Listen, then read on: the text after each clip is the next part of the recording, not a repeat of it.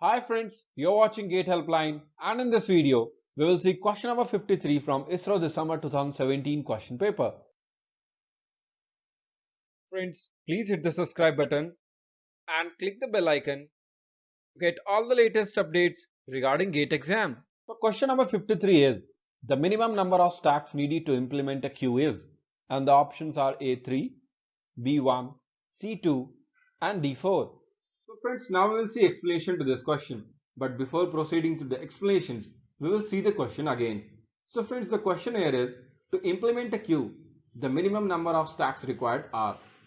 So friends, here we need to find the minimum number of stacks required to implement a queue. So let's start. So friends, the queue implementation needs minimum of 2 stacks. That is, one stack will be used for NQ operations and another stack will be used for DQ operation. That is, for queue implementation, we need 2 stacks. The first stack will be used for NQ operations and the second will be used for DQ operations. So friends, now we will see an example how we can implement a queue with the help of 2 stacks. So let's start the example. So friends, now we will start the example. So friends, this is the pictorial diagram where we are having stack 1 and stack 2. So this one is stack 1 and this one is stack 2. And from this side we are taking the input. So we take the input from here and the input will go to this stack 2. And from this stack 2 we are taking the output. So friends, stack 1 on the left will be called as input stack and stack 2 on the right will be called as output stack. In this example, to implement a queue, we take input as 1 to 3 and we know that output of queue will be 1 to 3, whereas we need to implement the same with stack, and in stack we take input as 1 to 3 and the output will be 3 to 1. So as we discussed that stack 1 will be used for NQ operations, that is insertion, and stack 2 will be used for DQ operations, and that will be reverse the output of stack 1, resulting in similar output from stack 2 as that of Q. So let's start insertion. So let's NQ the integers 1 to 3 respectively.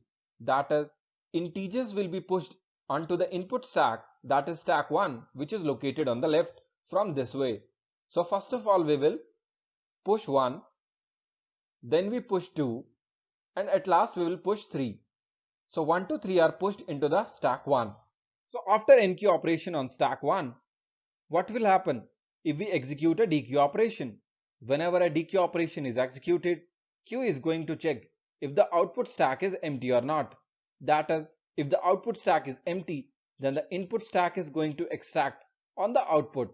So the elements of input stack will be reversed. Therefore, returning a value, the state of the queue will be as below. So first of all we will pop 3 from stack 1 and push into stack 2.